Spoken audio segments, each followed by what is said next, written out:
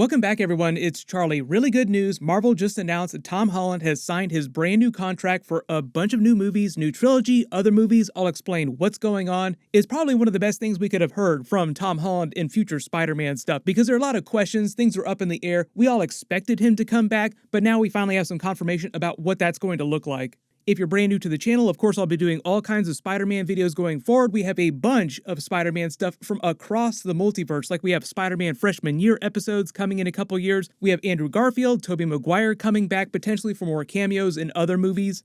And we have a version of Spider-Man that's supposed to come back during What If Season 2 and maybe even the Marvel Zombies episodes. But the big news of the day is that Tom Holland's new contract is for 5 movies right now. That could change, they could add stuff to that later, but it includes a new trilogy of solo Spider-Man movies like we all kind of expected, made by Marvel and Kevin Feige like the previous Spider-Man movies. Same exact deal as they had before for those, and 2 Avengers movies for Avengers 5 Kang Dynasty and Avengers 6 Secret Wars. Beyond that, when it comes to minor crossovers, for those of you asking for him to show up in Daredevil Born Again, it'd be awesome if Spider-Man showed up during Daredevil episodes. Daredevil is definitely going to be showing up during the new Spider-Man movies. Tom Holland's new deal right now is just for the movie stuff, not for the TV, the Disney Plus stuff, or the one-off crossovers in other movies. Any of those cameos, they'd work out one at a time on a movie-by-movie basis or a TV show by TV show, just depending on how much work it would be for him and what his scheduling is like, because that's actually kept him from cameoing a lot in previous stuff, because he was so busy making the previous Spider-Man movies at any given time. For example, right now, Tom Holland is supposed to have a cameo scene in Spider-Man Across the Spider-Verse, which is coming out next June. I just did a video about that, so I'll add a link for it in the description below. Sony's working on that. They would have worked out a separate one-off deal for that because it'd be such a small thing, like a very brief cameo scene, and it'd just be voiceover. And for instance, I also just did a Spider-Man Freshman Year trailer video from Comic-Con a couple months ago, so I'll post a link for that in the description below too. It's like a whole separate thing. Charlie Cox is coming back as Daredevil during that, like it will be Charlie Cox himself voicing a version of Daredevil, but Spider-Man will not be voiced by Tom Holland during that. They'll get a professional voice actor for it. And during What If Season 1, Tom Holland didn't voice that version of Spider-Man either, mainly, like I said, because of scheduling. So in the future, he won't play every single version of Spider-Man across all the different movies across the multiverse, because Sony has all of their Spider-Man-related movies that they're trying to make right now, too, with versions of Spider-Man. They want to keep Tom Holland from having to do like 15 billion different movies. Back in the day, the original Avengers actors actually complained about this when they first signed up in Marvel Phase 1 for their characters. Like Chris Evans said, he was forced to sign a 6-picture deal or no deal at all. Nowadays, they usually work out deals for trilogies for new actors, but for really high-profile actors like Willem Dafoe, Alfred Molina, Jamie Foxx, and Spider-Man No Way Home, those were just one-off deals. So they can still have Tom Holland show up in Daredevil Born Again in a small cameo scene and just work that out separately right before it happens, because on top of everything, they're going to have 18 episodes of Daredevil Born Again, plenty of space for all kinds of cameos from all kinds of Marvel characters, not just the other Netflix Defenders characters like Luke Cage, Jessica Jones, Punisher. I'm pretty sure that's all the major Defenders characters. I don't think I'm leaving anyone out there. And they'll actually be filming all those Daredevil episodes pretty much the entirety of next year, like February to December. That's how long they're going to be filming. So there's plenty of time to work out cameo deals for other people, especially Tom Holland. They move pretty quickly when they make Spider-Man movies, so they might be able to release Spider-Man 4 by July 2024. They typically release Spider-Man movies in the middle of the summer. A lot of you know asking, what's going to be the plot of the new trilogy? What are the major arcs that they're going to cover? Because there are a couple big ones that they haven't got to yet. They made some big teasers during Spider-Man No Way Home, so we kind of have an idea of what that's going to be. Us too, as well, apparently. Word? They just, if they keep scrolling, it says, and Tom and Jamie get... It does say that, but they don't Wow. want to scroll because they don't want to... You know what? They want to surprise us. Right, that's what it is. It's a surprise. Exactly. First, it'll be following Spider-Man through his college years. That'll either be him at Empire State like the comics, like the Tobey Maguire version went to Empire State, or maybe even small chance, maybe the Future Foundation because of the Fantastic Four. Because of what happened during No Way Home, he didn't get into MIT because of what the spell did. He had to get his GED, and he's going to stay in the New York City area for the most part. So there are only a couple options from the comics for that. That's Empire State and Future Foundation. Then in a larger sense, bit of a longer storyline, is the Spider-Man Venom Symbiote saga, because of the big Venom post-credit scene teasing that he left a piece of the symbiote behind that will eventually find its way to Spider-Man. Also, probably a lot of other villains that are going to try and use that symbiote as well, too. Makes you think of what happened during Spider-Man PS4. The other cool thing about the new version of Tom Holland's Venom Symbiote saga is that they can continue that storyline through Secret Wars now and include an Easter egg for the way that he got the symbiote in the comics originally in the 1980s version of Secret Wars.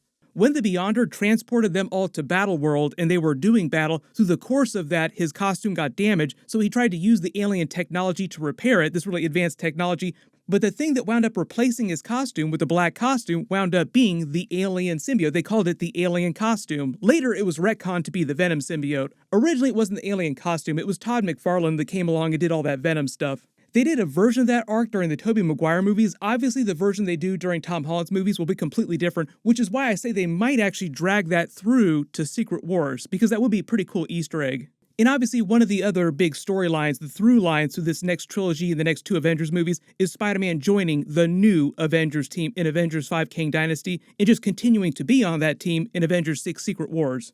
That last movie that's currently on his contract, Secret Wars, would be coming out May 2026, so after that, Marvel and Sony would have to negotiate another new deal for Tom Holland, or focus on Miles Morales solo movies in the MCU, or maybe just do Tom Holland cameos for a little while from time to time, like a Hugh Jackman Wolverine or Patrick Stewart Professor X situation, where they do come back but in a kind of a limited way or for one-off movies.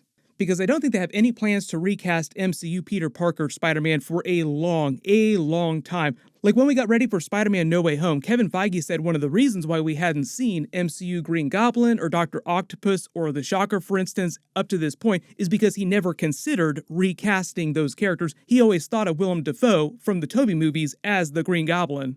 So when it comes to MCU Peter Parker, I think that'll be the same. Tom Holland will be Peter Parker in the MCU for a long time, even if at some point he wants to take a longer break and they just want to focus on other versions of Spider-Man. Plus, you also have Tobey Maguire and Andrew Garfield that said that they would love to come back and continue the stories of their versions of Spider-Man. So there are many versions of Spider-Man that they can pick from across the multiverse if Tom Holland wants to take that break. We should do this again, like, all hang out. It's nice. Yeah, for sure, yeah, it's a good idea. I'll just grab your number at the end of the battle. You got it. Yes, they probably did back up a dump truck of money for him. He probably doubled his salary and probably got a couple points in the back end. I don't think they got Robert Downey Jr. money, but what they might wind up doing is just giving him a little bit more authority and allowing him to work on the script with the director and the writers. Usually that's the path for younger actors. Like once they gain more experience, they become more ingrained with the role like Tom Holland has. They give them more authority, more control over future movies. You may have seen Tom Holland joking in the past about all the notes that he gave the studio when they were actually making the previous Spider-Man movies. There were all these ideas that he had that they completely hated or ignored flat out. Mostly because they were bad ideas. Like he clowned on himself for giving them bad ideas, but that was because he was so young and so inexperienced. A lot of you now asking, do they have plans to introduce live-action Miles Morales during this new trilogy of Spider-Man movies? He already exists in the MCU. He was mentioned by name in Spider-Man Homecoming in the deleted scene, but that happened before the snap, before the 5-year time jump, and now I actually think the more badass decision that they could make would be to just make the animated Miles Morales from the Spider-Man Across the Spider-Verse movies into the live-action version as well. Like the new idea is at the end of Spider-Man Across the Spider-Verse Part 2, he just goes into the live-action MCU, and he winds up being live-action because he traveled into a live-action universe, and that's the version of Miles Morales that we see in future movies. So it's basically the same version that we've been watching in these Spider-Man Into the Spider-Verse movies. Lord and Miller already teased using live-action elements inside those Spider-Man Across the Spider-Verse movies. I believe they're still working out a deal for Zendaya to come back as Mary Jane, but she will come back in some way, if it's not for every single movie. Same thing with Ned Leeds, he might not come back quite as much as Mary Jane does, but remember, this is all about introducing brand new characters from the comics into the Spider-Man universe. That's why I say they're going to work for new crossovers, other characters that we haven't seen before on screen. For example, crossing him over with Fantastic Four characters, including some of them in his Spider-Man movies, because why wouldn't you do that? They appeared in Amazing Spider-Man #1. Kevin Feige's big thing when they introduced Tom Holland's Spider-Man was doing stuff from the original, the very original comics. That's one of the reasons why they went to the Vulture, because he appears so early in Spider-Man's comics. And the other thing I didn't mention earlier, the other big new group of villains, particularly they could introduce, would be a genuine version of the Sinister Six, because we kind of did a version of that during Spider-Man No Way Home, but they never actually referred to themselves as the Sinister Six. And because they changed their minds and Venom was not at the Statue of Liberty fight, there weren't actually 6 villains there, and Dr. Octopus even switched sides. So when you really get down to it, they never were actually the Sinister Six. which just means that they can do an authentic version that actually do call themselves the Sinister Six in future movies. But I'm really glad this all worked out. Of course, I'll do a bunch more videos for Spider-Man 4 when we get more announcements and we learn more details about what's going on.